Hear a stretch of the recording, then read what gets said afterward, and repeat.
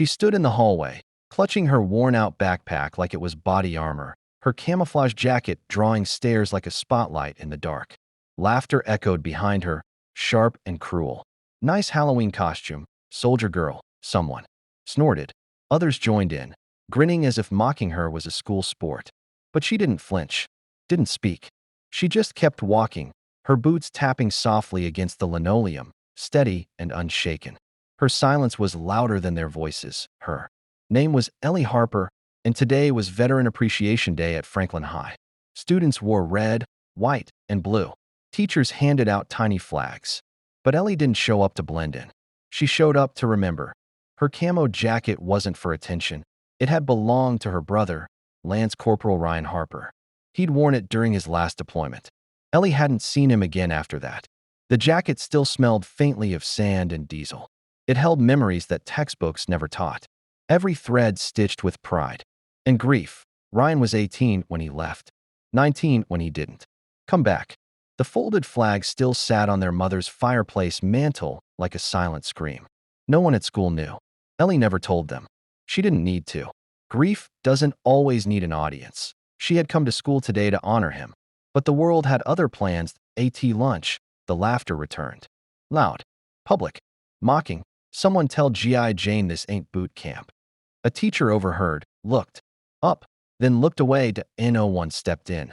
She sat alone at the far end of the cafeteria, her brother's name embroidered above her heart. She traced it with her thumb as she stared down at her untouched tray. Silence, again, was her armor, but someone else was watching. Coach Dillard, a retired Army Ranger turned gym teacher, had noticed Ellie's jacket and the quiet dignity behind her eyes. He made a phone call. Just one. The next day was the school's Friday football game. Everyone showed up, students, staff, and half the town. The field buzzed with energy. The marching band tuned up. The cheerleaders rehearsed their chants. Ellie stood near the edge of the bleachers, alone again, her camo jacket zipped to her chin despite the heat.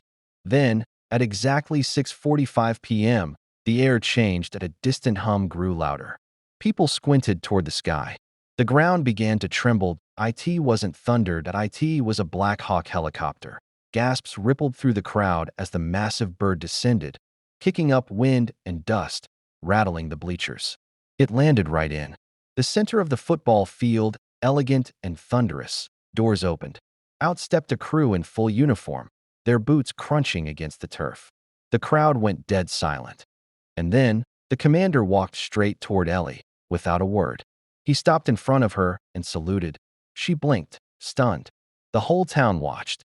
Then he handed her something small, heavy, a medal, a commemorative challenge coin engraved with her brother's unit insignia. On the back, "For those who stand when silence is easier." She finally spoke, her voice trembling. "How did you know?"